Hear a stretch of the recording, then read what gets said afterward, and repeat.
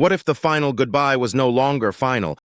What if, after a loved one passed away, you could still send them a text, hear their laughter on the phone, or even see their face on a video call responding to you in real time?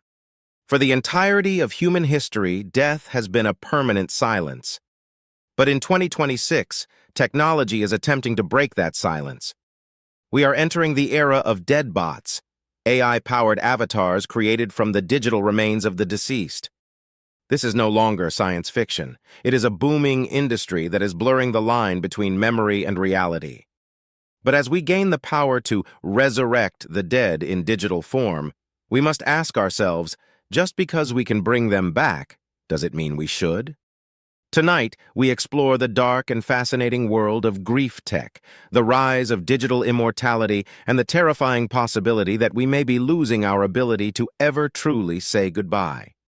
To understand the rise of dead bots, we must first look at the digital footprints we leave behind.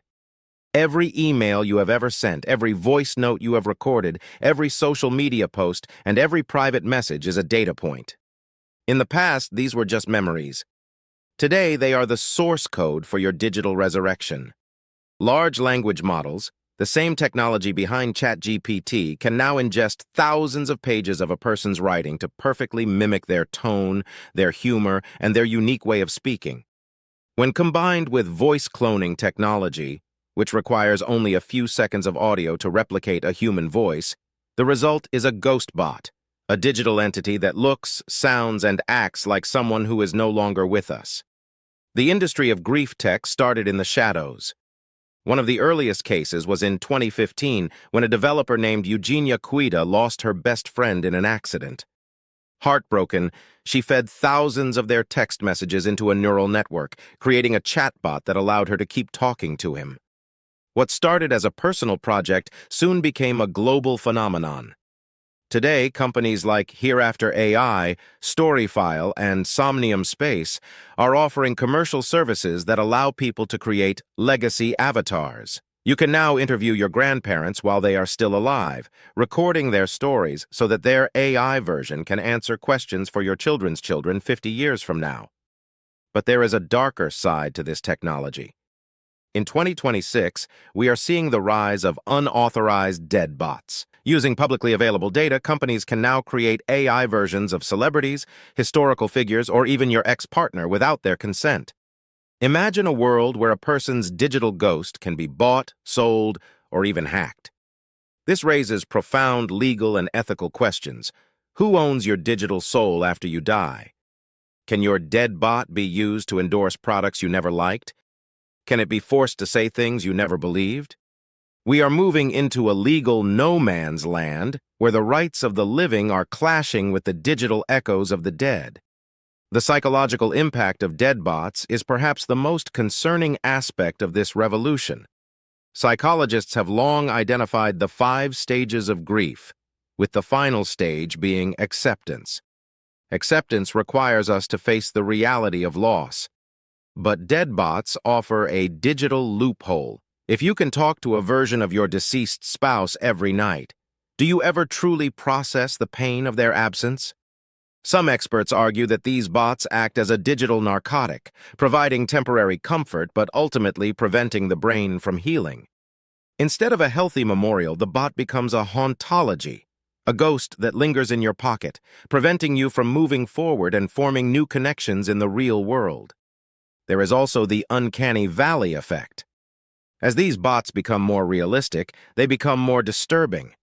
In 2020, a South Korean documentary titled I Met You showed a mother reuniting with her deceased 7-year-old daughter in a virtual reality simulation.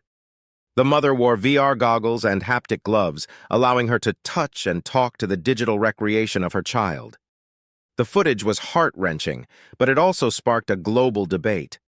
Was this a beautiful moment of closure, or was it a form of psychological torture? When the simulation ends and the goggles come off, the silence is often louder and more painful than before. The dead bot is a shadow.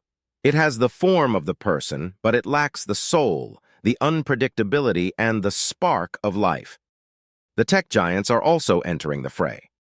Patents have already been filed by major social media corporations to create post-mortem personalities. They realize that the data of the dead is just as valuable as the data of the living. A deadbot can keep a grieving family member on an app for hours, scrolling through old memories and interacting with an AI avatar.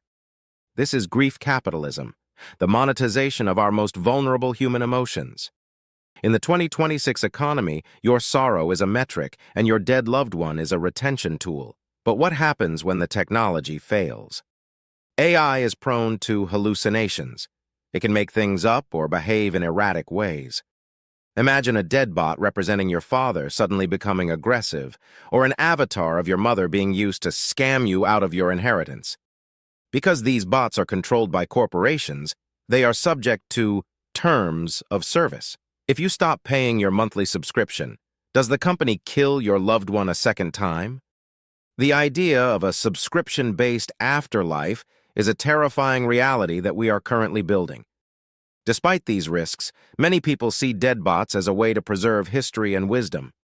Imagine a history class where students can talk to an AI version of Martin Luther King Jr. or Albert Einstein. Imagine a world where a family's history isn't just written in a dusty book, but is living and interactive. Proponents argue that we have always used technology to remember the dead, from cave paintings and statues to photographs and videos. A deadbot, they say, is simply the next logical step in the evolution of human memory. It is a living library that allows the past to stay relevant to the present. As we look toward the future, the deadbot phenomenon will likely become a standard part of our digital lives.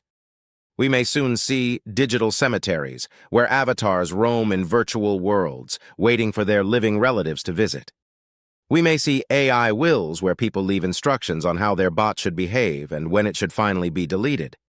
We are essentially creating a new species, the digital ghost. In conclusion, the rise of deadbots is a mirror held up to our own humanity. It reveals our deepest fear, the fear of being forgotten, and our greatest desire to hold on to those we love forever.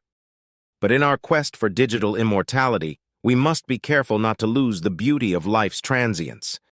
Life is precious precisely because it is finite. The finality of death is what gives our time on earth its meaning. If we eliminate the goodbye, we may find that we have also eliminated the weight of the hello. We are the first generation to live with the dead in our pockets. We must decide now how we will handle this power. Will we use it to honor the past, or will we allow it to haunt our future? The dead are speaking to us through the silicon and the code. The question is, are we prepared for what they have to say? If this exploration of the digital afterlife made you rethink your relationship with technology and memory, please hit the like button and share this video. This is a conversation that every digital citizen needs to have. Subscribe to our channel for more deep dives into the ethical frontiers of 2026 and the technologies that are redefining the human experience. Leave a comment below. Would you want to talk to an AI version of a loved one, or do you believe the dead should be left in peace? Until next time, stay human, stay curious, and cherish the moments that can never be replicated by an algorithm.